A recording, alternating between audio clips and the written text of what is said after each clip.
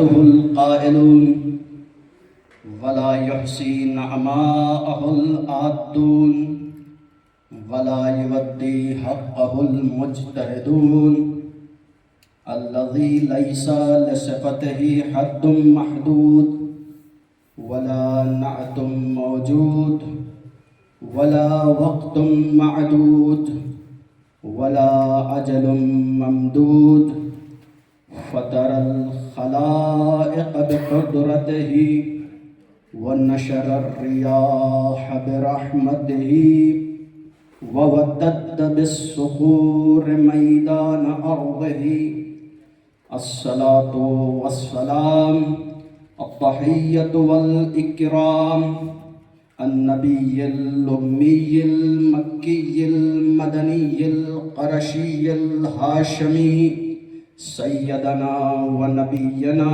مولانا أبي القاسم محمد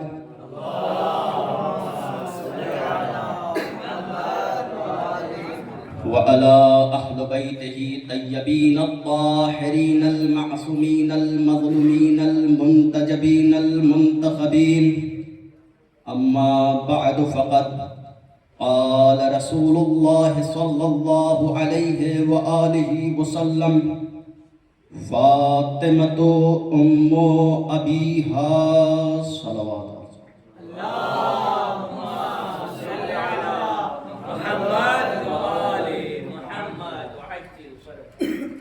عزیزان ایمان، آج ایام عزائے فاطمیہ کی آخری مجلس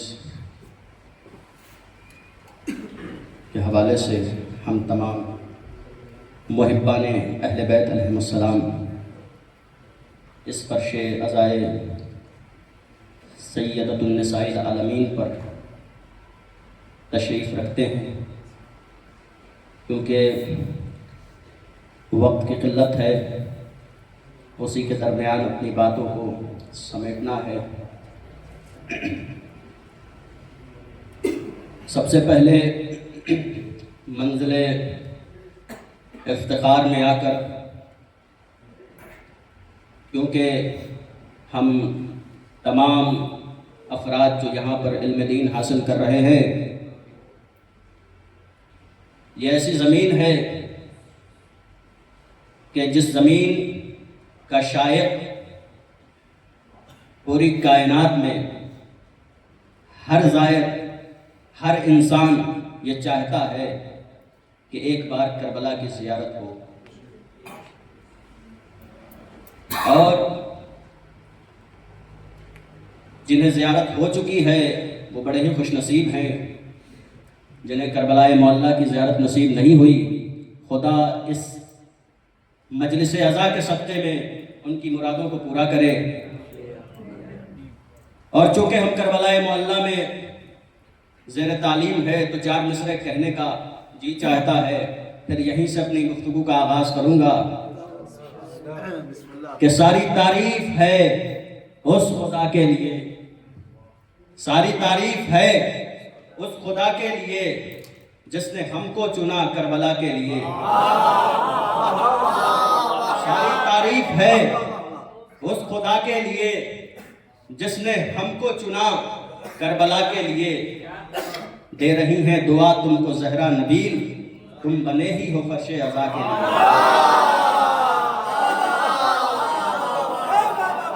دے رہی ہیں دعا تم کو زہرا نبیل، سلامت رہے، دے رہی ہیں دعا تم کو زہرا نبیل، تم بنے ہی ہو فرش عزا کے لیے۔ منزل افتخار میں آ کر ایک جملہ کہنے کا جی چاہتا ہے کہ شکر ہے اس پروردگار کا، شکر ہے اس پروردگار کا کہ جس نے اپنے اس بندہ حقیر کے قدم ناچیز کو اس خاک سے اٹھا کے، کہ جس خاک کا کھانا شریعت میں حرام ہے، اس خاک پہ رکھا کہ جس کا کھانا حلال ہے۔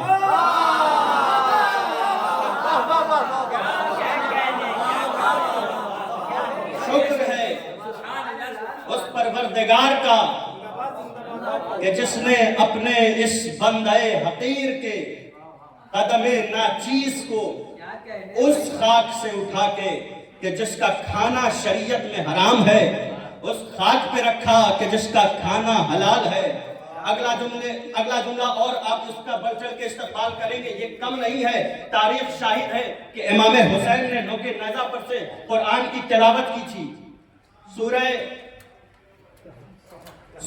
کہف کی تلاوت کی تھی۔ جملے کا استقبال کریں گے کہ شکر ہے اس پروردگار کا کہ جس نے اپنے اس بندے حقیر کے قدم ناچیز کو اس خاک سے اٹھا کے کہ جس خاک کا کھانا شریعت میں حرام ہے، اس خاک پر رکھا کہ جس کا کھانا حلال ہے۔ اور شکر ہے اس معبود حقیقی کا کہ جس نے ہم سب عزادار اور طلاب کرام کو قرآن ناطق کے پہلو میں رہنے کی جگہ عطا فرمائی، قرآن ناطق کے پہلو میں رہنے کی جگہ عطا فرمائی۔ ایک بابا سے بلند نعرہ صلوات کا ہدیہ پیش کریں۔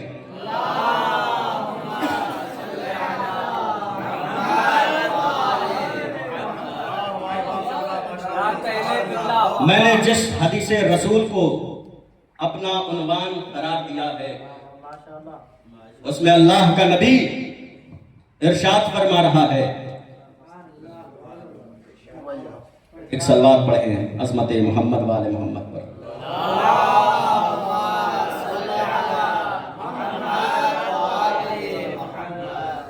اللہ کا نبی ارشاد فرما رہا ہے، فاطمۃ ام ابیہا، جو بڑی مشہور و معروف حدیث ہے کہ فاطمہ اپنے باپ کی ماں ہے، فاطمہ اپنے باپ کی ماں ہے۔ یہ معمولی عظمت والی حدیث نہیں ہے۔ بیٹی ہو کر ماں کا کردار ادا کرنا اور پھر رسالت سے اس کی سند لے لینا، یہ صرف فاطمہ ہی کا کام تھا، یہ صرف اور صرف فاطمہ کا کام تھا۔ تو کہنے کا جی چاہتا ہے کہ فاطمہ اس خاتون کا نام ہے، فاطمہ اس خاتون روزگار کا نام ہے کہ جو آسمان پر ہو تو عظمت نور الہی کا سفینہ ہے، اور زمین پر آئے تو مشیت الہی کا آئینہ ہے۔ جو زمین پر ہو تو مشیت الہی کا آئینہ ہے۔ آج بہت سے لوگوں کو یہ شوق ہے کہ کاش دنیا میں ہمیں بھی کوئی صدیق کہتا، ہمیں بھی کوئی صدیقہ کہتا۔ تو آئیے قرآن سے پوچھتے ہیں، آپ تو ہر چیز کا حوالہ قرآن سے مانگتے ہیں نا، کہ قرآن میں کہاں ہے؟ تو قرآن میں دیکھو کہ صدیق کون ہے اور صدیقہ کون ہے۔ جسے قرآن صدیق کہے وہی حقیقت میں صدیق ہے، جسے قرآن صدیقہ کہے وہی حقیقت میں صدیقہ ہے، وہی حقیقت میں صدیقہ ہے۔ تو قرآن نے آواز دی آیے مباہلہ کی صورت میں کہ جب نجران کے عیسائیوں نے اس بات پر مباہلہ کیا کہ عیسیٰ ہم حق پہ ہیں یا آپ حق پر ہیں، ہم حق پر ہیں یا آپ حق پہ ہیں، تو اللہ نے آیت نازل کی، اے میرے حبیب تم ان سے کہہ دو کہ تم اپنے نفسوں کو لے آؤ، ہم اپنے نفسوں کو لے آئیں، تم اپنی عورتوں کو لے آؤ، ہم اپنی عورتوں کو لے آئیں، تم اپنے بیٹوں کو لے آؤ، ہم اپنے بیٹوں کو لے آئے۔ تو پتا چلا نبی اگر کسی اور کو پنجتن کے علاوہ مباہلے میں لے جاتے تو وہ صدیق تھا اور صدیقہ تھی۔ نبی کا سوائے علی کے اور فاطمہ کے اور حسنین کے مباہلے میں کسی کا نہ لے جانا اس بات کی دلیل ہے کہ سوائے فاطمہ نہ کوئی صدیقہ ہے نہ کوئی علی کے علاوہ صدیق ہے۔ صلوات پڑھ دے عظمت محمد وآل محمد۔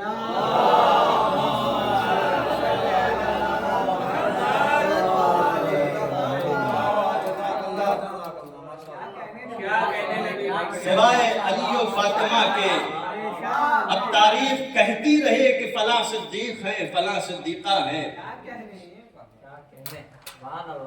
اما فتح مکہ کے بعد جنہوں نے مصلحتاً کلمہ پڑھا ہو،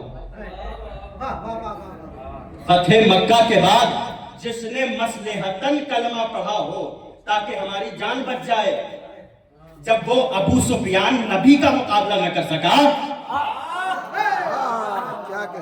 فتح مکہ کے بعد جنہوں نے مصلحتاً کلمہ پڑھا ہو کہ ہماری جان کی امان ہو جائے، جب وہ ابو سفیان نبی کا مقابلہ نہ کر سکا، 3 چھکے علی کا مقابلہ نہ کر سکے،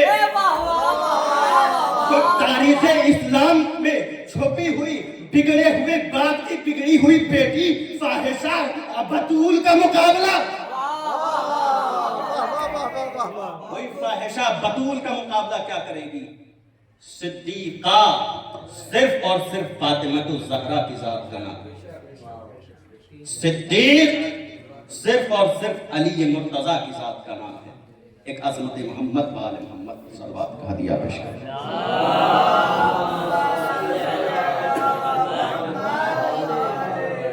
میں بار بار وقت دیکھ رہا ہوں، ایسا نہ ہو زیادہ ہو جائے، ایک بار اور صلوات پڑھیں۔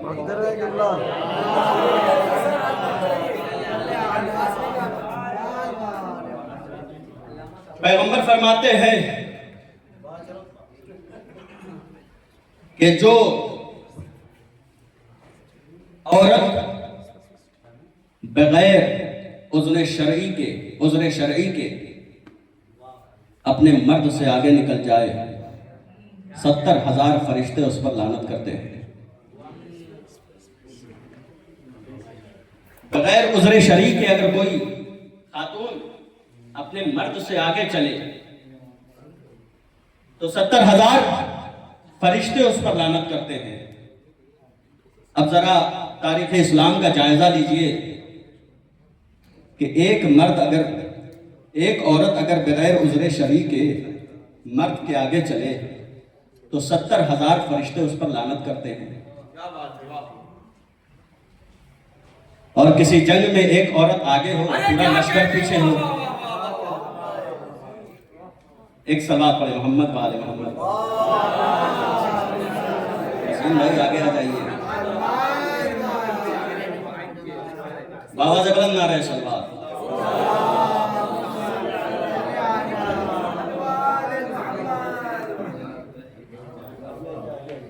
ایک اور صلوات پڑھے عظمت محمد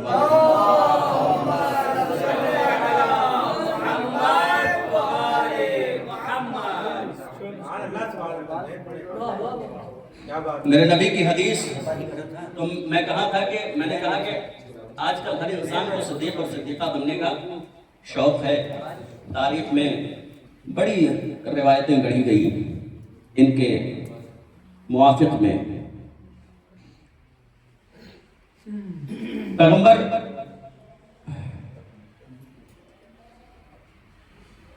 ایک اور صلوات پڑھیں عظمت محمد والے محمد۔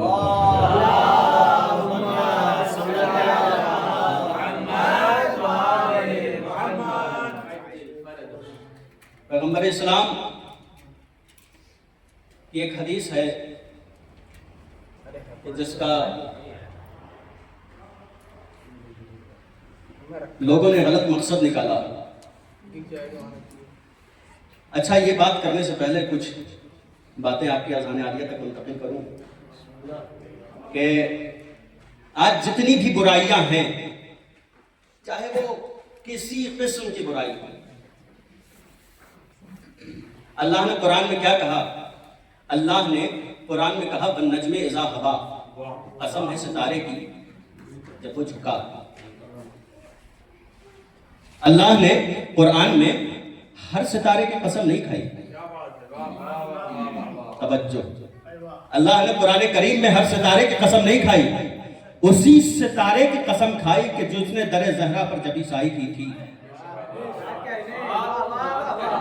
اسی ستارے کی قسم کھائی کہ جس نے در زہرا پر جبی سائی کی تھی۔ تو یہاں ایک جملہ کہنے کا جی چاہتا ہے کہ جو زہرا کے در پر جھک جائے، تسلیم ہو جائے،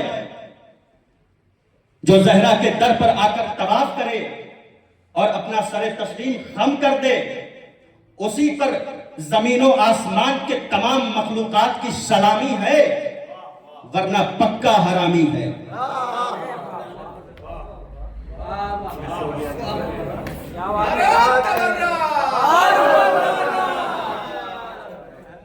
ورنہ میں کسی سے ڈرتا نہیں ہوں، موت اور حیات اللہ کے ہاتھ میں ہے. بے شک یہ نشر ہو جائے ہمیں کوئی خوف نہیں.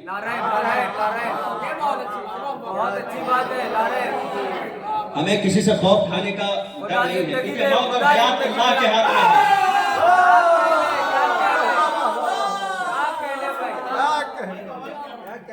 اگر زہرا کے قاتلوں کا نام بتاتے بتاتے اگر موت بھی آ جائے تو ایسی موت کا استقبال کرتے ہیں. خدا زندگی دے آپ کو بھائی، مولا سلامت رکھے. صلوات پڑھے حضرت محمد وآلہ.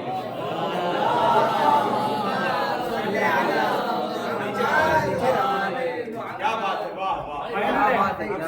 جیو جیو تو آج کل ہر کسی کو شوق ہے کہ وہ صدیق اور صدیقہ میں اپنا شمار کرے، اپنے آپ کو آگے بڑھائے.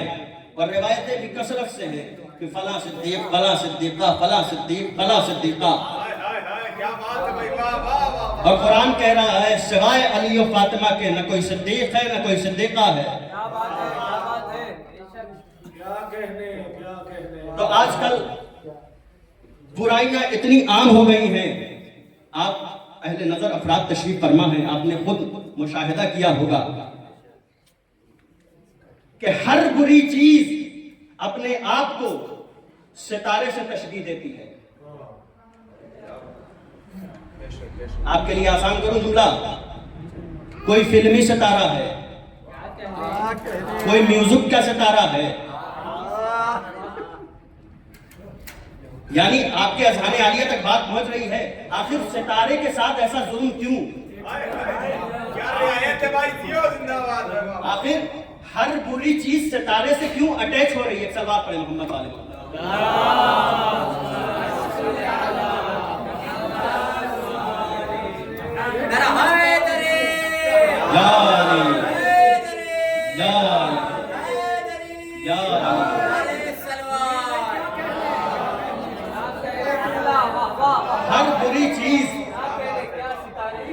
ہر بری چیز. آئیے تھوڑا سا آپ کے اذہان عالیہ کو دوسری طرف لے کے چلتا ہوں کہ جب شہزادی فاطمہ الزہرا کا عقد ہونا طے پایا اور مدینے کے لوگ یہ چاہ رہے تھے کہ نبی اپنی بیٹی کو ہم سے بیاہ دے، تو نبی نے ایک شرط رکھی کہ ستارہ جس کے در پر آ گیا زہرا کی شادی اس سے کر دیں گے.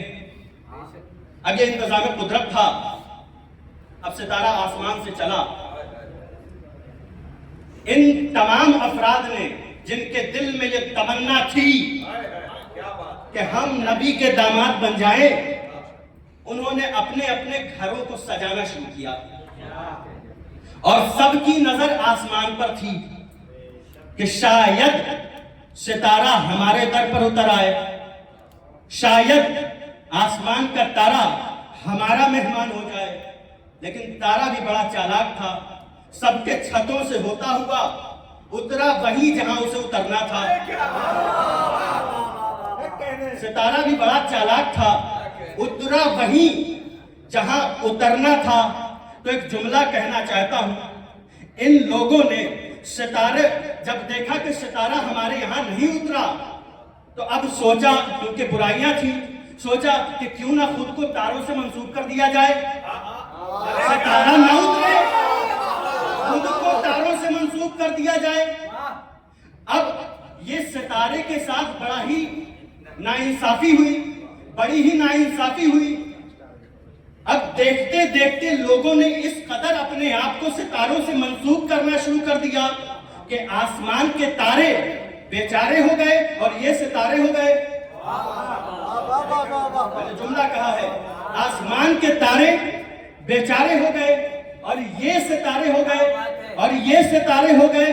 تو پتا چلا کہ جس نے در سیدہ پر اپنی سر کے جبین کو جھکا دیا وہی لائق احترام ہے، ورنہ دنیا میں کوئی لائق احترام نہیں ہے. جس ستارے نے سجدہ کیا اسی ستارے کا نام آج تک زندہ ہے. کسی کی مجال نہیں ہے کہ اس ستارے کو تشبیہ کسی بری اشیاء سے دے دے. ایک صلوات پڑھے محمد وآل محمد.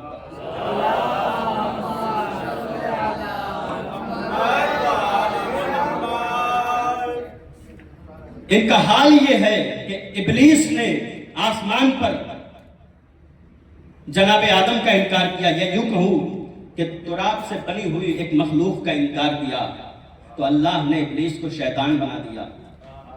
مجھے حیرت ہے ان لوگوں پر کہ جنہوں نے زہرا کا حق مارا اور ابو تراب کا انکار کیا، وہ اب بھی مسلمان ہیں۔ ایک صلوات پڑھے محمد وآل محمد۔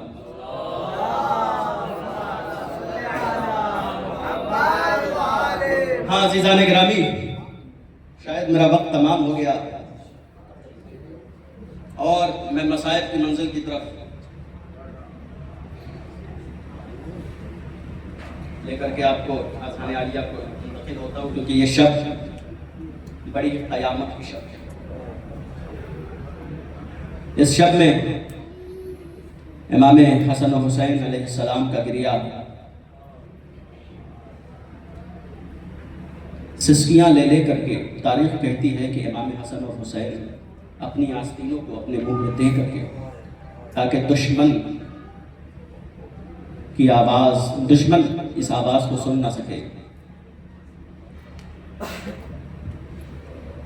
ایک زائر نجف اشرف مولا علی کی زری پر آیا، آیت اللہ علی موسوی، محمد علی موسوی اس روایت کو نقل کرتے ہیں کہ زائرین کا ہجوم تھا نجف اشرف میں۔ ایک زائر ایران سے مولا علی کے حرم میں داخل ہوا، اور حرم میں داخل ہونے کے بعد اس نے مولا علی سے ایک جملہ کہا، زری کے پاس آ کر کہا، یا علی، جو بھی آپ کے حرم میں آتا ہے کوئی نہ کوئی تحفہ لے کے آتا ہے۔ مولا، میں آپ کے حرم میں آیا ہوں، لیکن مولا ہمارے پاس ایک مصرع ہے، اس کے علاوہ ہمارے پاس کچھ نہیں۔ اور یہ وہ مصرع پڑھ کر کے اس کے اوپر اتنی رقت طاری ہوئی کہ دوسرا مصرع پڑھ نہ سکا، اور وہ اپنے گھر کو آ گیا۔ وہ مصرع کیا تھا؟ بے بیش مصطفیٰ شرمندہ ہستم، بے بیش مصطفیٰ شرمندہ ہستم۔ یہ مصرع پڑھ کے وہ اپنے گھر کو آ گیا۔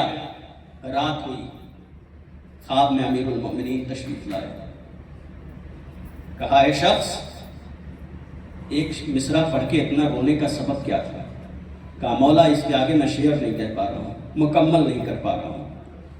کہا کہ تو شعر پڑھ، میں مکمل کروں گا۔ اس نے کہا کہ مولا، میں نے حرم میں پڑھا تھا آپ کی زری پر، بے بیش مصطفیٰ شرمندہ ہستم۔ علی دوسرا مصرع لگاتے ہیں کہ فاطمہ مردہ ومن زندہ ہستم، فاطمہ مر گئی اور میں زندہ ہوں۔ ایک ڈاکٹر تھا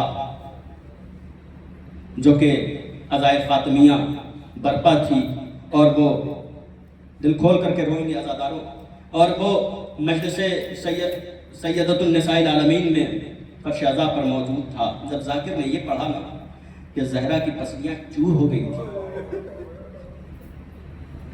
وہ زہرا کی پسلیاں چور ہو گئی تھی، ایک مرتبہ اس سے رہا نہیں گیا۔ اس نے کہا کہ آخر یہ کیسے ممکن ہے کہ جس کی پسلیاں چور ہو گئی ہوں وہ اتنے دنوں تک زندہ رہ جائے؟ جب مجمع چلا گیا اور اس کی رقت تمام نہ ہوئی تو اس نے ذاکر سے پوچھا، اے ذاکر، یہ بتا، تو نے جو پڑھا ہے کہ زہرا کی پسلیاں چور ہو گئی تھی، یہ کہاں کی روایت ہے؟ تو کہا کہ یہ بات صحیح ہے کہ زہرا در و دیوار میں پس گئی تھی، ایسا پسی تھی کہ ان کی پسلیاں چور ہو گئی تھی۔ کہا کہ اے ذاکر، سمجھ میں نہیں آتا، میں ایک ڈاکٹر ہوں، میری بیوی، اس کی پسلیوں پر ہلکا سا بال آ گیا تھا، وہ سانس نہیں لے پا رہی تھی، اللہ جانے زہرا نے اتنے دن کیسے گزارے تھے، زہرا نے اتنے دن بغیر علی کو بتائے کیسے گزارے۔ ہاں عزاداروں، اجرکم من اللہ، خدا آپ کو کسی غم میں نہ رلائے سوائے غم سید الشہداء و غم چہاردہ معصومین علیہ السلام کے۔ ایک مرتبہ جب جناب مولا کائنات سے کو قریب بلایا بی بی سیدہ نے اور کہا، اے علی، میں آپ کو وصیت کرنا چاہتی ہوں، میرا جنازہ رات کی تاریکی میں اٹھائیے گا، مجھے غسل آپ دیجئے گا، مجھے کفن آپ پہنائیے گا، اے علی مجھے میرے جنازے میں فلاں کو آنے نہ دیجئے گا، اے علی مجھے آپ غسل دیجئے گا۔ مولا نے حسب وصیت علی نے حسب وصیت زہرا کو غسل دیا۔ ارے جب غسل دیا تو اس وقت راز افشا ہوا، جیسے ہی علی نے پہلو سے کپڑے کو سرکایا، ایک مرتبہ علی نے چیخ ماری، کہا یا زہرا کہنے کے بعد ایک مرتبہ علی غش کھا کر کے زمین پر گرے، اور علی کا غش کھا کر کے زمین پر گرنا تھا، علی کا غش کھا کر کے زمین پہ گرنا تھا۔ سلمان نے آواز دی، مولا آپ کو اتنے مارکوں میں دیکھا ہے، کہیں مولا ایسی دردناک آواز میں آپ نے چیخ نہیں ماری؟ مولا آج کیا ہو گیا کہ آپ کی زبان پر یا زہرا ہے اور چیخ مار کر رو رہے ہیں؟ کہا اے سلمان مجھے خبر نہیں تھی، زہرا کی ہڈیاں چور ہو گئی۔